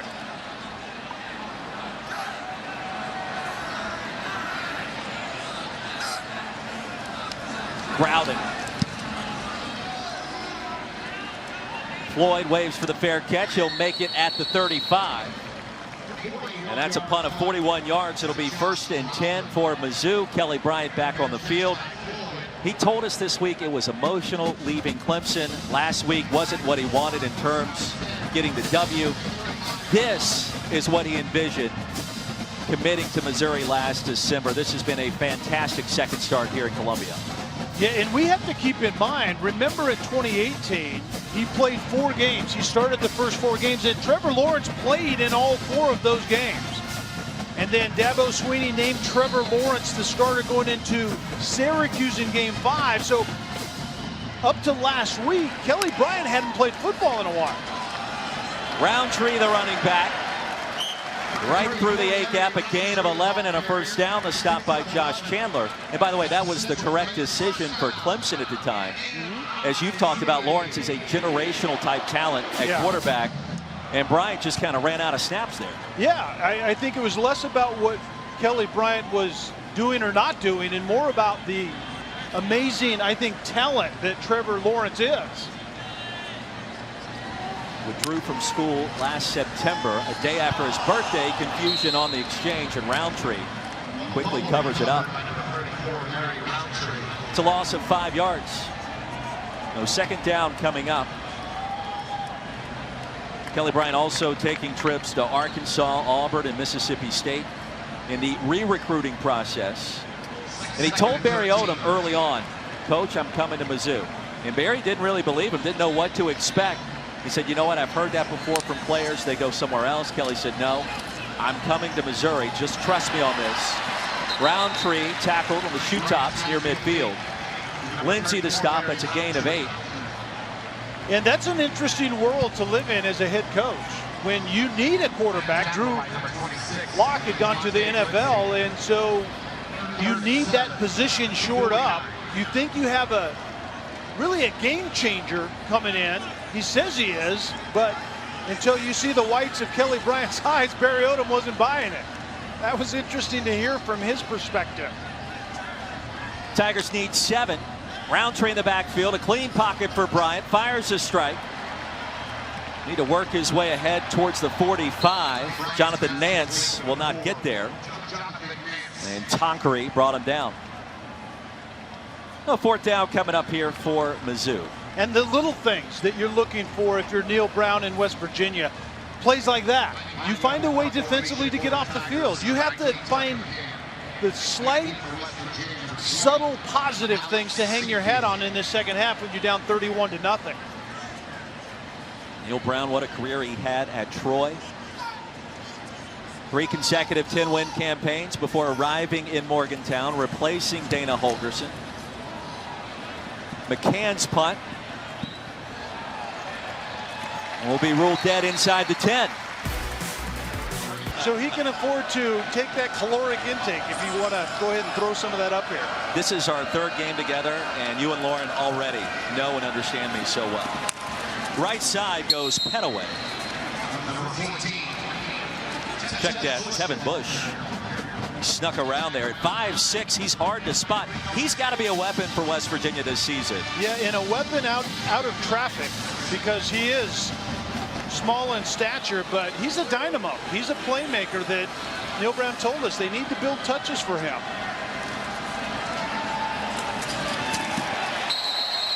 Bush again, this time lasso down. He'll lose a yard. And poor blocking, Roy, out on the edge by Sam James. It's a quick jet motion. You turn around and hand the ball off to Tevin Bush. The edge blocker is Sam James, the receiver, and he just simply did a poor job on that. Mountaineers needed a yard. They'll gain that and a little bit more as the drive continues. Game isn't over just yet. A quick score would certainly change the complexion of it, but needs to happen pretty quick, right? It has to happen probably on this drive, but you're exactly right. And as much as winning this game, which you never really give up, Neil Brown just wants to see certain things in this second half, and he wants to see some pulse in the run game. You're just tuning in. Austin Kendall cut his throwing hand in the first half. Adam Sparks a hard hit. You're going to lose another yard. So McCoy has nowhere to run. Well, you wonder too for Kendall in this offense as you take a look at the bandage on that throwing hand on the right arm there. You wonder how much that has impacted Neil Brown's ability to call the plays that he wants to call. And that bandage, if you look closely, is going clear up the right index finger, and that's your spin finger. The outside of that right index finger is the last point to come off the laces when you spin the ball. So literally when you spiral or spin the ball, it's that finger that is factored into that. Dangerous throw there, nearly picked off.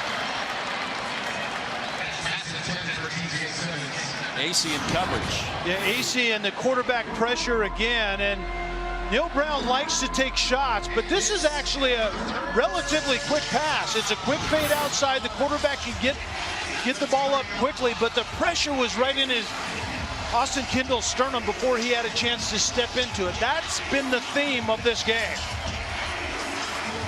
3rd down and long. That's been a common theme for WVU today.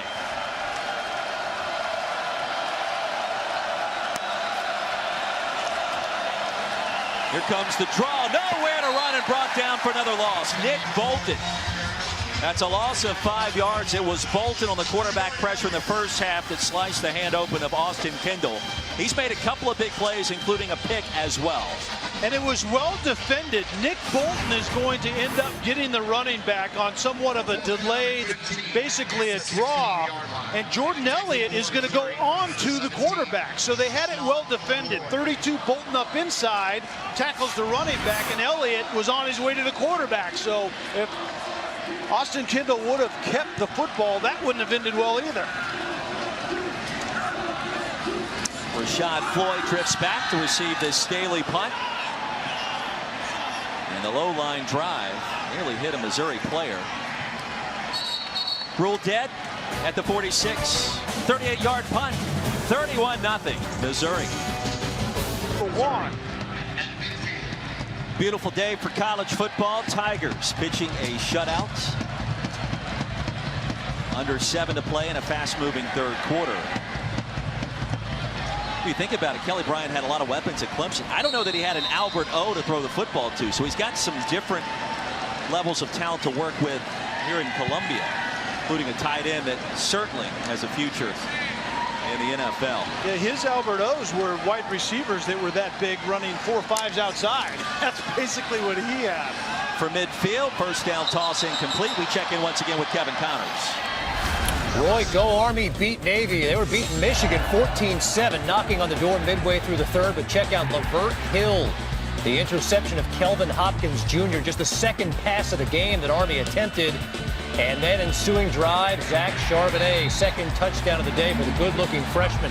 14-14 game, third quarter, Roy. That's what we're talking about. Tied up at the big house. Back to live action here in Como. Tyler Beatty surveys. He'll gain a couple on second down. The thing to look for in the second half of that Army-Michigan game is Army's offense puts pressure on Michigan's offense because you get less touches and you kind of get a little uptight, especially when the game is tight.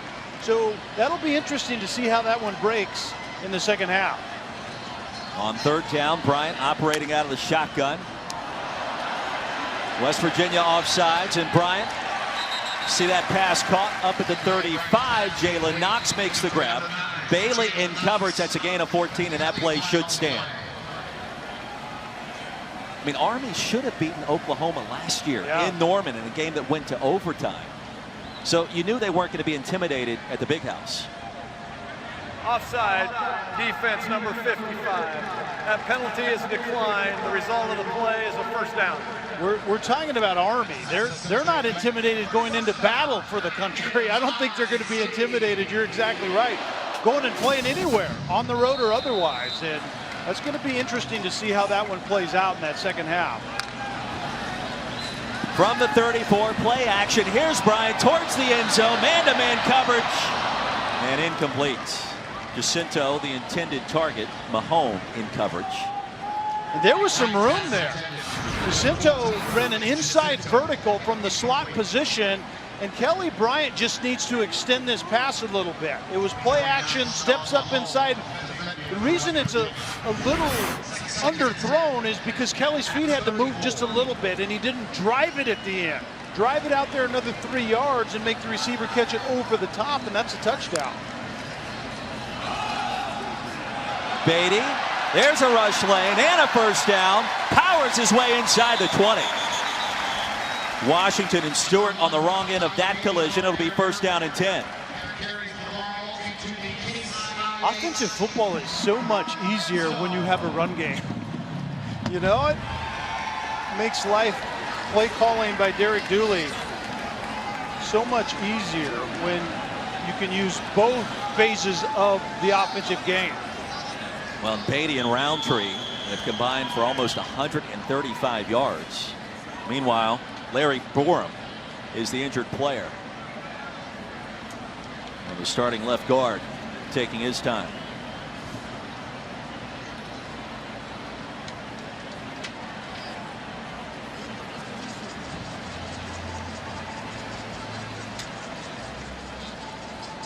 So the Tigers open up the season with a loss last weekend in Laramie, Wyoming. 37-31 the final score. But if you listen to all the preseason pundits, most people were expecting Mizzou to be undefeated traveling to Georgia in early November. Well, obviously that's not going to happen, but you look at the rest of this slate, Kelly, this thing's manageable for the Tigers. Oh, doable. Actually, probably expected at this point to go into Georgia with that one loss in Laramie. No doubt about that. And then the sledding is a little bit different from that point on. Actually, it's back-to-back weeks, and then you get Tennessee that spit the bit against Georgia State last week, and then Arkansas that's still finding their way. So absolutely, Missouri still has everything in front of them. Beatty gets to the edge and ushered out of bounds near the 10-yard line. It should be second down and short coming up. Tonkery the stop. So, Roy, if you do somewhat of a roster analysis for Missouri currently, offensively, you have a game changer at the quarterback position, which is needed. You have a physical veteran group up front, which didn't play well last week. Your receivers are okay, but not great. And then you have a go-to tight end. I mean, those things are all really, really good things for Missouri. Beatty's going to be game tackled on second down. Check that. Bryant with a keeper. And Stills led the initial charge. And then you have a good combination at the running back position. We've seen Beatty on this drive that's more of a slasher and a little bit more burst to him.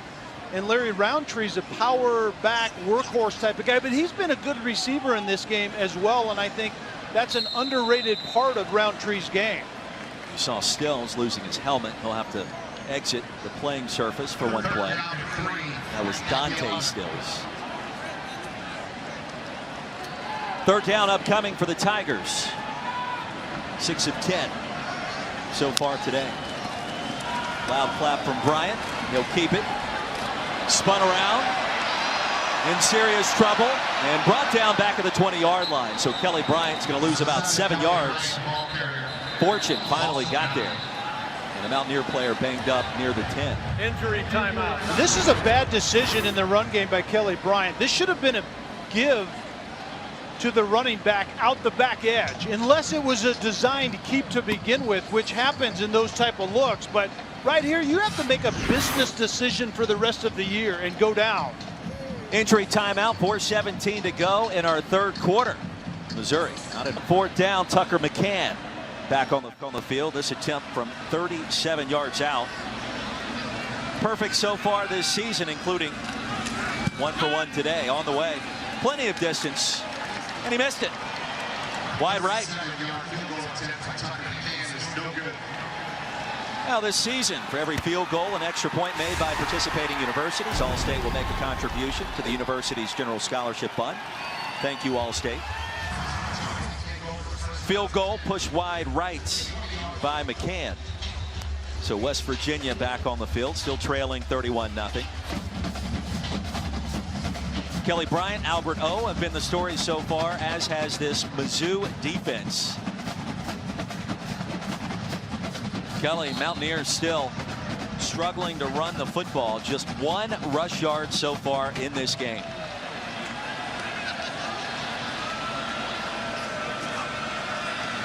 Bush in motion. And the running back lassoed in the backfield. He's going to lose a yard. So Petaway, nowhere to run. And you look at the numbers. West Virginia unable to do anything on the ground. Missouri, 2 running backs already over 60 yards total. A couple of turnovers, big advantage for Mizzou. Yeah, when your rush number says 1 in the last column, that's not a good development. But that was one of the matchups. It was West Virginia that didn't run it well last week against a Missouri defense that didn't defend it well, and Missouri's gotten the best of that matchup. Swing pass on second down. We check in once again with Kevin Connors. Hi, Roy, an update on Purdue and Vanderbilt. Vanderbilt trying to beat a Big Ten team for the first time since 1947. Not a lot of luck. Elijah Sindelar, one of 4 touchdown passes, looking like Drew Brees, 28-10, third quarter. A little Rondale Moore magic. What's Purdue doing? They're on the road in Nevada last week. Vanderbilt this week. They're all over the map. And lose that one to the Mountain West Nevada Wolfpack, and getting healthy today, it sounds like. Third down. Simmons in motion for WVU. Kendall flush. Nowhere to run. Awkward pitch to Petaway. And guess what happens next? Christian Holmes, another tackle for loss. Well, that's what you find when you're playing out of conference into the SEC is defensive speed lives everywhere on that side of the ball. And so Kendall is trying to make something happen. Once again, pressure, he steps up in the pocket, tries to escape, tries to improvise, but that's when the defensive speed just absorbs that play. Now this third quarter turning into a punting contest between these two. And Missouri winning on the scoreboard and also in terms of field position so far. Floyd retreats. And the fair catch. It's more than 1 year. Like he had Drew Lock and for 1 year, and then Kelly Bryant obviously now. So it's refreshing to him. Doesn't really know what to do with himself when he has a quarterback that's been in the system for a while. 3rd and 5 coming up. Less than a minute to play in our third quarter, and Bryant's day appears to be done. You wonder if Taylor Powell would have been here if Chad Morris. I don't think he would have been the head coach at Arkansas, University of Arkansas at that point, right? Because he's a redshirt sophomore as Taylor Powell. It'd be interesting if we'd have stayed home if he had a different option. Roundtree, brilliant spin move and pummeled down near first down yardage. They'll give it to him right at midfield. Hard hit by Norwood.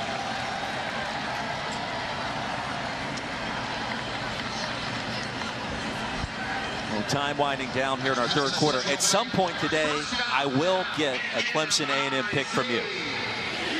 I'll be ready for it. You Okay. just let me know. Okay. I'm going to give you one more break to think about it. Kind of asked me a question last time, but then it was kind of, do you want to break down the game a little bit? So I didn't know what you wanted from me. Should be the final play of the third. Roundtree, a stutter step, and sent down quickly by Tyke Smith. Well, the Tigers feeling pretty good as the third quarter comes to an end. Strong second start at Mizzou for Kelly Bryant.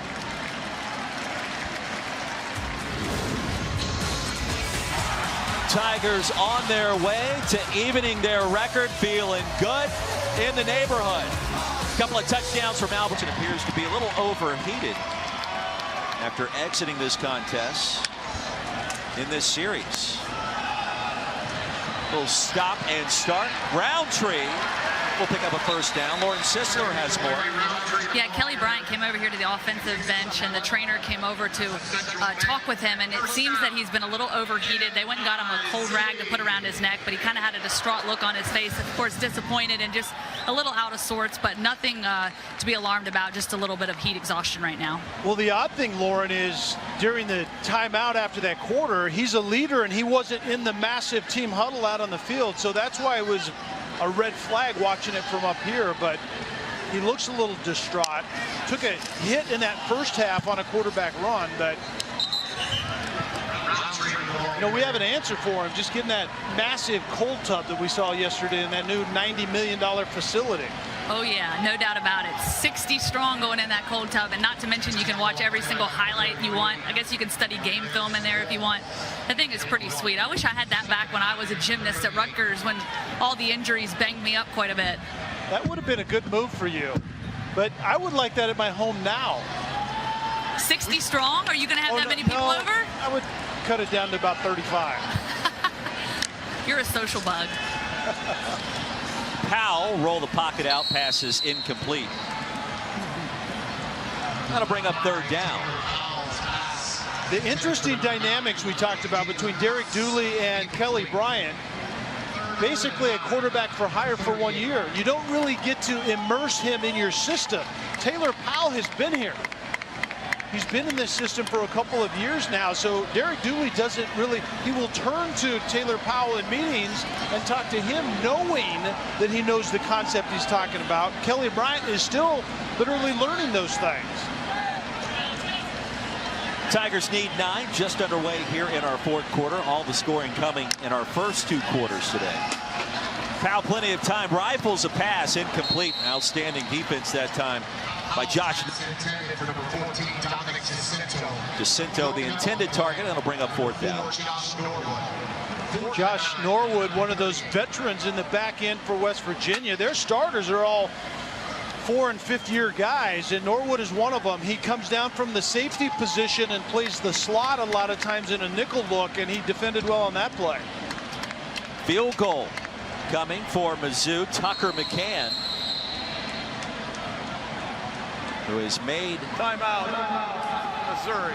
Field goal from as long as 57 yards away. That coming late is Kelly Bryant. It's 80 degrees today. He comes from South Carolina. I'm going to tell you, Palmetto State this time of year, it's 95 with 1,000% humidity. So Barry Odom's club. It'll be Taylor Powell the rest of the way, and electing to punt out of the timeout instead of attempting the long field goal.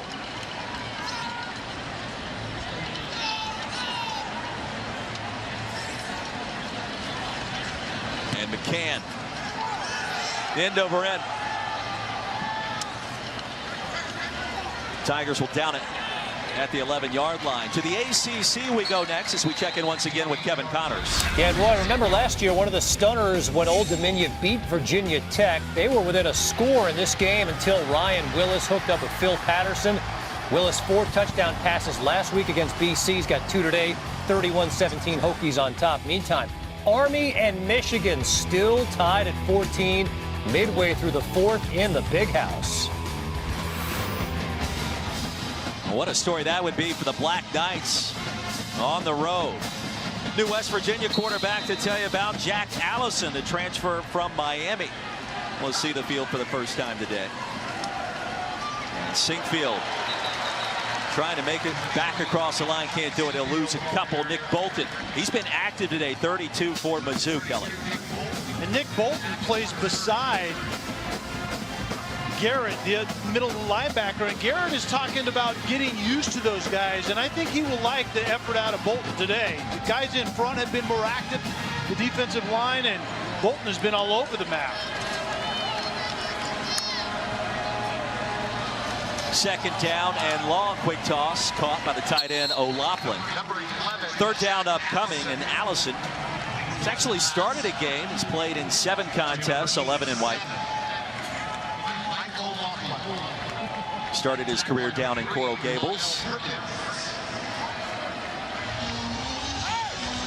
Didn't see a lot of great things from Austin Kendall today, but sliced open his throwing hand under pressure most of the morning and into the afternoon.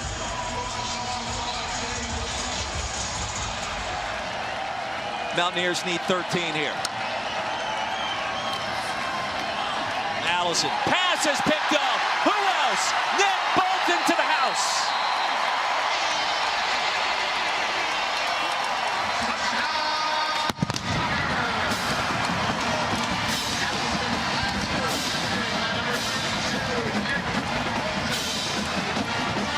Nick Bolton just simply does a great job of reading the eyes of a quarterback in Jack Allison that stares down his receiver, trying to get a curl route out by the numbers, and Bolton is just going to read the quarterback. The quarterback's eyes take Bolton to the football. Initially, Bolton was dropping straight back. The quarterback looks a little bit to Bolton's left, and he literally, the quarterback Allison did, move Bolton right into the way of that football. Nick Bolton, 1 week removed from making his first career start, his 2nd interception of the game. This one reaching pay dirt, and the Missouri defense, their hair's been on fire here in Cole. And for #1 ranked Clemson, Kelly, no program's been better in the last 4 years. Little BYOG to get you ready for Dabo. Yeah, and Kellen Mond is going to have to bring his own guts as well. No doubt about it. In that house, it's a really tough environment to play well at the quarterback position. Missouri leading West Virginia 38-0, and for Texas A&M to have a chance, Mond going to have to do what he did last year back in College Station against these guys. Well, what he did last year was throw for 430 yards and 3 touchdowns, and that wasn't good enough. Clemson has a lot of new faces on the defensive side, but one face that's still there is Brent Venables. And it doesn't really matter, it seems. He rolls in the talent. Kellen Mond just has to be cool and collected. If a play's not there, don't make a bad mistake. Stay in this game as long as you can and try to win it down the stretch. And Kellen Mond has the ability to do that. He's grown leaps and bounds under Jimbo Fisher. Transfer from Oklahoma, Austin Kendall back on the playing surface here at Faurot Field. Score tells the story. It's interesting to hear Dabo Swinney and Brent Venables talk preseason camp after week 1. the strength of their defense this year is the back end. Christian Wilkins, Dexter Lawrence, both onto the NFL. Austin Bryant as well. A lot of returning experience as Sparks makes a big hit in the backfield against Sam James. So Mond is going to face a different kind of Clemson D this year. That's worth watching.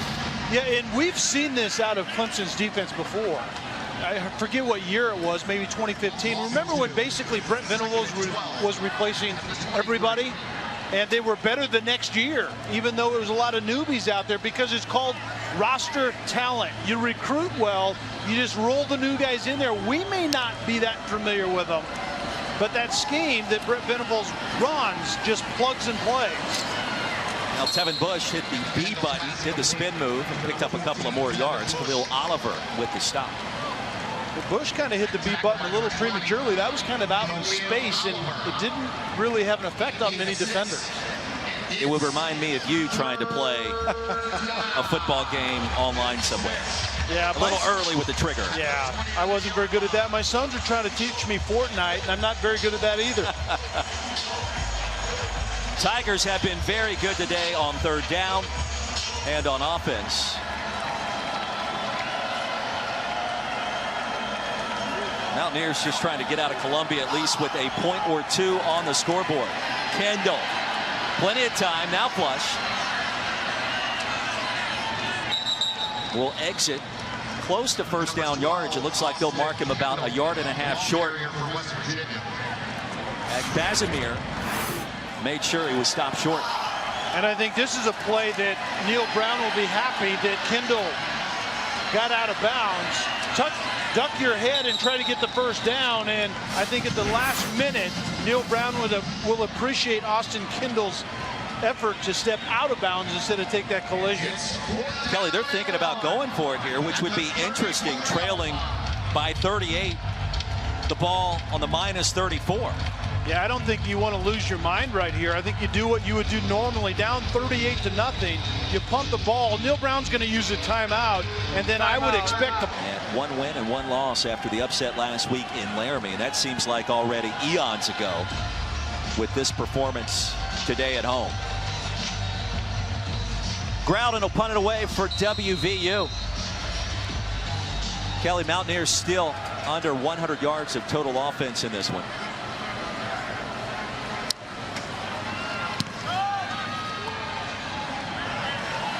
Floyd on his horse. A fair catch at the 30. Punt of 36, a big one coming up in about 30 minutes. Clemson and Texas A&M. You go back to the national championship game in January. And Trevor Lawrence, a performance for the ages, especially for a true freshman. Yeah, I said this publicly last year. I would have taken him first off the board if I was drafting. Obviously, he wasn't and still isn't eligible, but Etienne is an unsung hero. I think that the run game that's explosive and sets the table for those two receivers right there, and Ross and Higgins and Lawrence going to them. And also an underappreciated offensive line. It seems like through this great run that Clemson's been on under Dabo Swinney, their offensive line has been much better than people anticipate or give them credit for. A&M led by Jimbo Fisher, of course, who was at Florida State. Has gone into Death Valley in previous years with the Seminoles and won, so he understands what it's going to take. As Roundtree. Well, let me tell you what it's going to take. I'm not giving a pick yet. We're still waiting for that, right? So this is what it will take, though. You have to handle that environment. It starts with the head coach that's been there. You've said that. Jimbo Fisher, even though not with this program. You need a quarterback, Kellen Mond, that can win in that environment. That's a question mark for me. And then overall roster talent to hang when the game grows long, physical, fast, all of those things. Is when Clemson begins to overwhelm people late. I think talent-wise, A&M is building that roster to hang in games like this. In the suspense, I need to know. I need a pick. Give it to me. Well, having said all of that, I think Clemson wins this game. I think part and parcel because they're in Death Valley. I don't know what I would think if they had to play this on the road at A&M again, but I think Clemson is still the team to beat. If you're king of the mountain, someone has to do otherwise before I stop believing that. Clemson has everything that they need to win it all again starting today. And then look down the road. I thought Syracuse would be a speed bump. Syracuse is spitting the bit today. So who comes next that can give Clemson a run if they can get by A&M today? Well, I think Clemson becomes its own biggest opponent for the rest of the season. And can you avoid complacency to get back to the college football playoff? I think that's where Dabo Swinney's strength is, though, is how to coach his roster to understand things like that. Well, a bunch of big games on the slate starting at 3:30 over on ABC. Later tonight, LSU and Texas from Austin. The Tigers are about a 6.5-point favorite in that one. Battle of backup quarterbacks late tonight on ESPN between Stanford and SC at the Coliseum. That's going to be a lot of fun as well. JT Daniels out in that new air raid system under Graham Harrell, and then Stanford. I think Stanford looked like their old selves last week with Costello. It'll be interesting to see what you get out west in that one. Roundtree around the left side with a lane and sent out of bounds at the 38 by Tyke Smith. So a gain of 7. Here comes the punt team for Mizzou. You also saw on the schedule there, Murray State and Georgia. There is a unique tie-in to this game today here in Columbia, down in Athens, Georgia, as they're going to rename the field at Sanford Stadium after the Hall of Famer Vince Dooley. And wouldn't you know it, the offensive play caller for Mizzou, Derek Dooley, happens to be his son. And you know that Derek would love to be there with him. Derek graduated from Virginia. He's been a head coach at Tennessee, an assistant with the Dallas Cowboys. But Vince Dooley won the national championship back in 1980. Hall of Famer, as we mentioned. And I think it's only fitting that this happens today. The field at Sanford Stadium named in his honor. And when I first became aware of Georgia football, it was when he was the head coach. So that's kind of how I remember it in the beginning. So certainly fitting, and Derek Dooley would be and is proud of that. That coaching DNA. You see Derek Dooley up in the box to our right, I believe, and some good coaching DNA right there. He was fun to get to know a little bit this week, wasn't he? And Barry Odom, the head coach, did a great, what do you call it? Impersonation. Yeah, that's what I was looking for. Well, the basis of it was a lot of times Derek Dooley will sit down in their meetings, and he's not at the head of the table, but he starts to run the meeting, and Barry says, wait a second, coach, you're no longer at UT. You're no longer in the NFL. You're an assistant here. I'm the head man at Mizzou. And they both generally have a good laugh with that.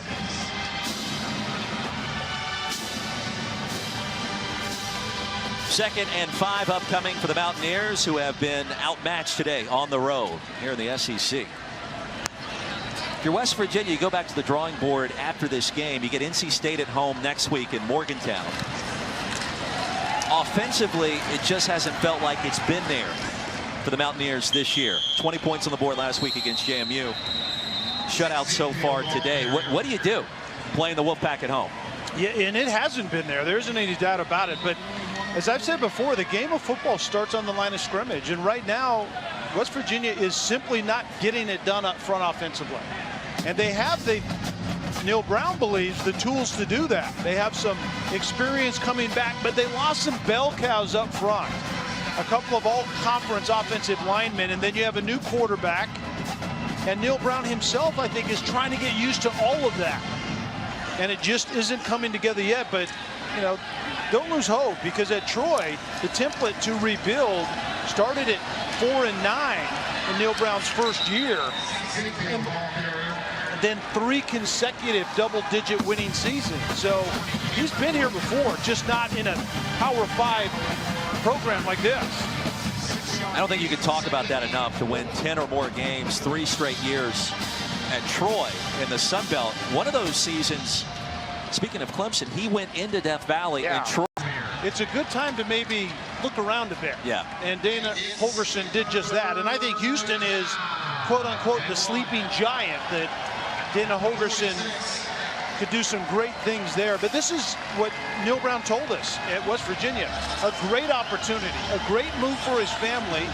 He's from Kentucky originally, and starts out by teaching everybody of what it is to be connected to the coal mining blue chip mentality. And the Mountaineers will avoid the shutout. George Campbell, the transfer from Florida State, reaches the end zone in a bright spot at the end of this one here in Columbia. Yeah, and just the little things. George Campbell actually could be one of those explosive guys that this offense needs outside. The play action pass from that motion that we've seen West Virginia get a little run on, and then it's play action pass, and just the eyes in the secondary of replacements, second and third teamers on the back end from Missouri just didn't keep their eyes right on that play. Second grab for Campbell, his second touchdown of the season. Of UT and Sam Ehlinger have a chance to pull off the upset against LSU. You like that? What was the question again? I was soaking in your whatever you were doing right there, and the impersonation. Is that what that was? It was an attempt, if you will. But if you missed it earlier today on College Game Day, speaking of McConaughey, take a listen.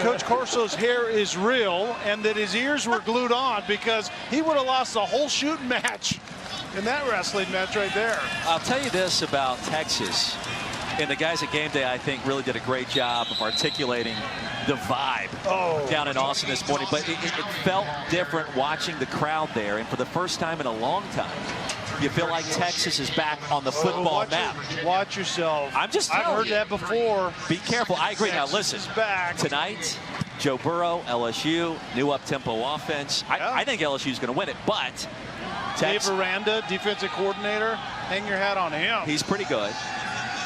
And Texas did beat Georgia last year in a bowl game. Everybody's been talking about that. I'm not sure if Georgia wanted to be there. So who are you picking? LSU? I'm picking LSU. Yeah, I think I am too. Yeah, I agree with Coach Corso.